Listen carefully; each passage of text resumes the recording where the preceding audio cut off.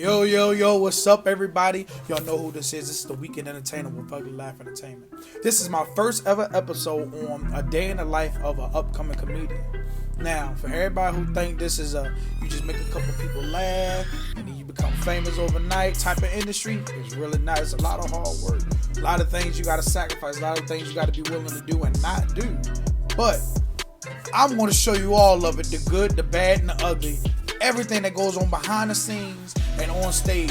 This is a day in the life of an upcoming comedian. I'm your host, the Weekend Entertainer. But I need y'all to do me a favor, real quick. Stop playing with me.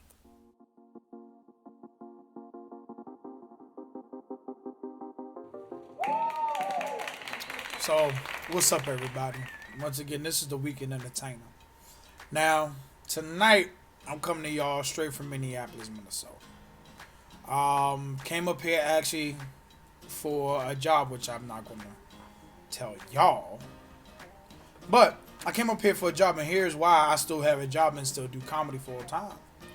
Most people don't realize it takes years. I mean, at a fast track rate, it takes years to be able to get yourself to where you can be able to do and work your talent for money.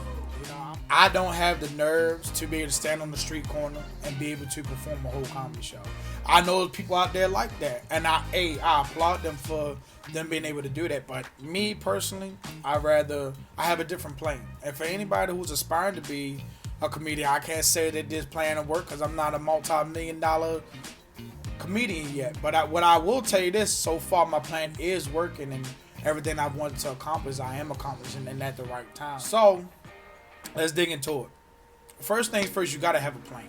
And people love to keep it general. People love to not actually help you. At the end of the day, and I hate to say it like that, but it's the truth. People love to be able to give you the tip of the tip. That makes sense. So, my intention for this video is, you're watching this, you want to be a comedian, you want to be a rapper, anything, you gotta have a plan, and I'm going to teach you that plan. First and foremost, the way I formulated my plan was I had to be willing to state what I was willing to do and not do as a comedian. What was I willing to say? What was I willing to not say? What was my boundaries? And when I established my boundaries, that allowed me to be able to come up with a better plan.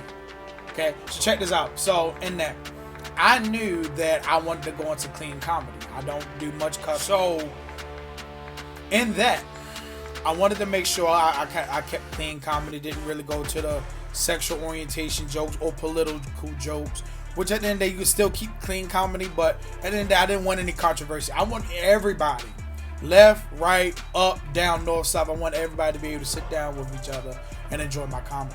So that's kind of where I was going with that. So like I said, I had to set those boundaries first. After I set those boundaries and I knew what I wanted to do, I knew that my tolerance wasn't like me. I don't have enough patience to work the stand-up field, in a sense. That makes sense to y'all. What I mean by that, a lot of comedians have made their big start by what they did was they would do all of these small comedy shows. I mean, it didn't matter if it was two people there. They would just go do small comedy shows, and they would do more and more. And then by the time they would literally just travel for hours and go do a random comedy show.